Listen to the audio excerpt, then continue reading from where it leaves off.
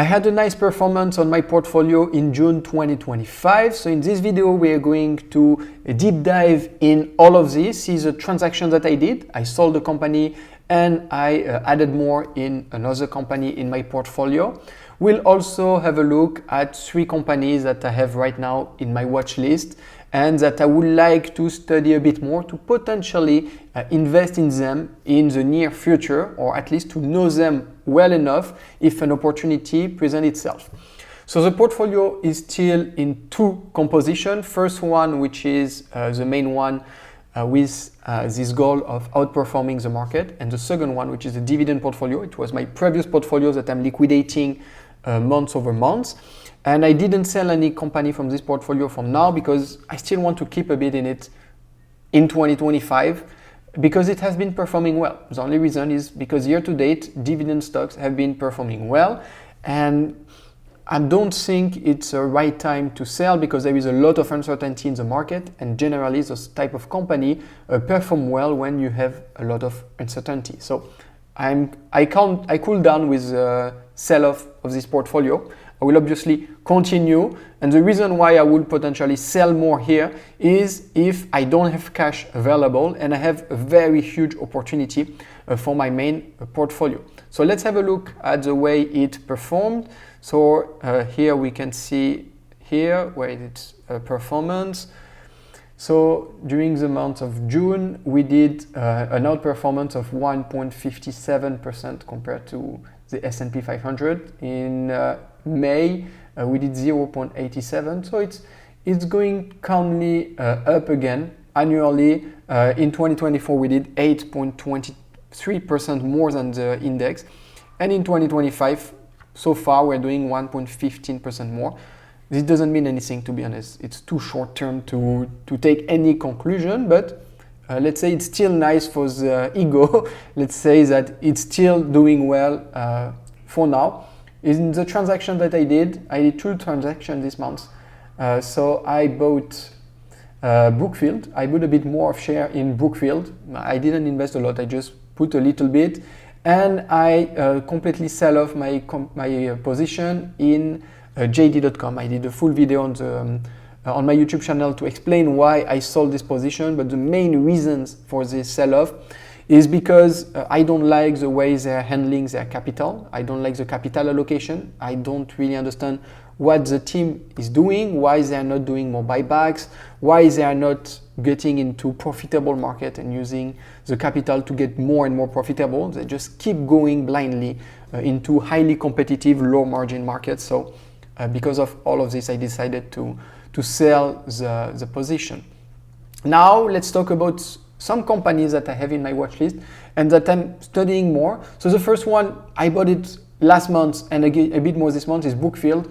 The reason I keep buying these companies, I still believe it's undervalued. Okay, now it's trading at $61, $62, and for me the fair value is around $62.5 with some conservative growth assumption. Okay, I believe that they can grow by 15% per year and achieve price to not operating cash flow, but price to distributable earnings of 18. Now they're around 17, 18 right now. If you look at competition like Apollo, KKR, they are around 20, between 20 and 24, maybe 25 now. So I think 18 is pretty good way to look at it. So it will give a fair value of $62.5.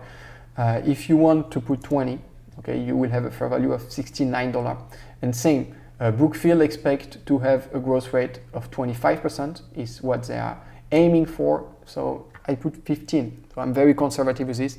If we have 25 and here 20, the fair value would be around $100. Okay.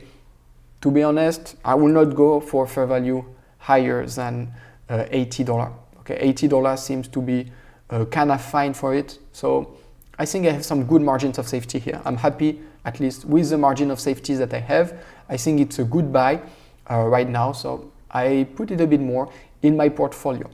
Other things that I like with the company is if you add up all the numbers, so they own 73% of BAM, which is 70 billion, 26% of BIP, which is 3.9 billion, 46% of BEP, 6.9 billion, 42% of BBU, 2.1 billion, 100% of BPG, 24 billion.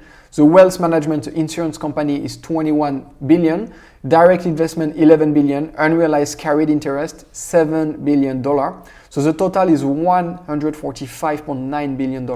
The debt is 18.7 billion. So the net asset value is 127.2 billion. The market cap right now is around 100 million. So it's not exactly, it is not anymore like 90 billion, but it's, where is it? We'll have a look at here. The market cap now is $101 billion. It's a company that you cannot really analyze with normal numbers because it will look not good, okay? It will look expensive, really bad. So I really recommend you to have a look on my channel. I did a deep dive on Brookfield. Like this, you should understand a bit better the business and what are the numbers you want to look. So now you have a 20-30% discount from net asset value compared to the market cap. So I think it's also a good sign that this company may be undervalued and may be a good opportunity. Another one that I'm looking right now is LandBridge with ticker LB. It's a bit similar business model than TPL, but it's less focused and more diversified. It's less focused on gas, petrol. It's more diversified. It's mostly into water business, okay? And I really like the business. It's easy. It's a royalty business, so very good margins. They expect to have an adjusted EBITDA around $180 million for 2025. So it's they expect between 170 and 190 million dollars. If we have a growth rate of 10%, so if they manage to grow by 10% per year, and the share outstanding, let's say they grow them by 10% per year, and we have a P ratio of 20 in the future, we can have some good result here. Okay, we can have a good cumulative annual growth rate here, and we have a fair value around $83. So I really like the business. The business is pretty easy to understand. It's a royalty business. The management seems to be good. The only problem I have with this company is that it's very young. Okay, it's got public only a year ago, something like this.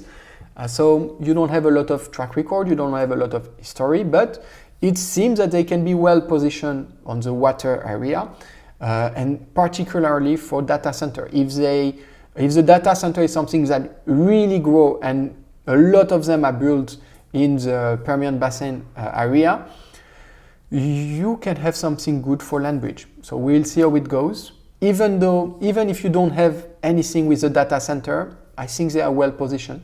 Okay, the data center, let's say, is just a bonus on this. So yeah, I think it can be a good price to enter as well here.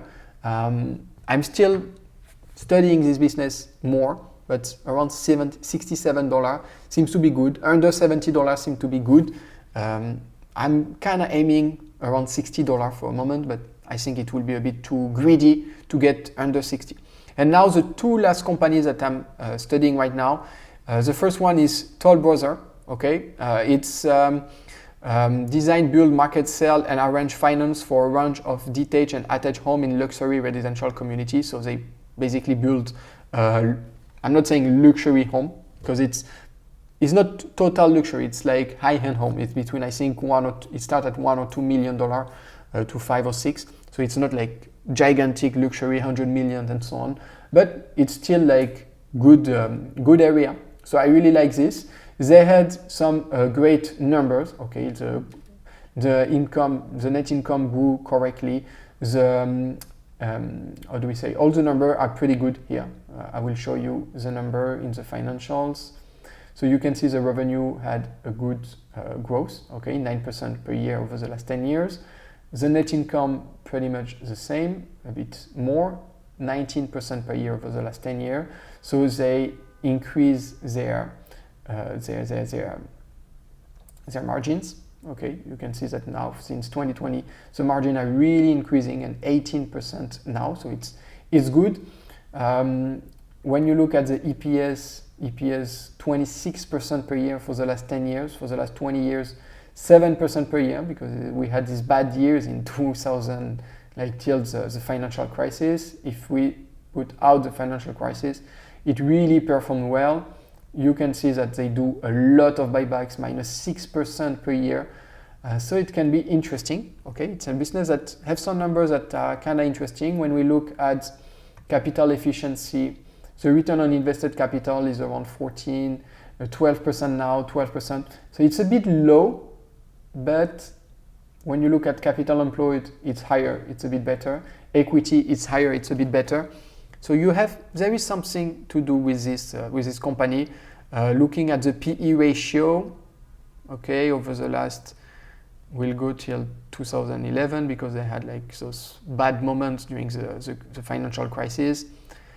You have a median PE of 10.56. Now we're at 8. A PE of 8 in this market is not really easy. But in 2022, we can see that they went to a PE of 4.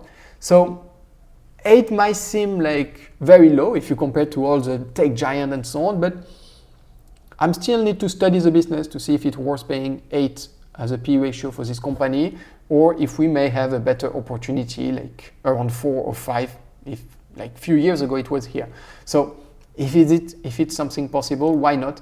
And the second one I'm studying, I would like to study this month as well, is NVR. It's same, it's a home builder with a very solid track record.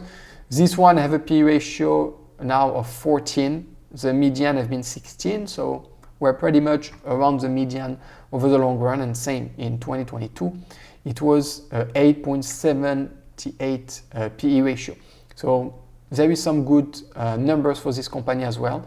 So I would like to study those two businesses. If you have studied those businesses, if you have some insight, let me know in the comment section. I will be very happy to read about this. I hope you enjoyed this video, and I will see you in other video and next month to do the same type of video. Bye bye.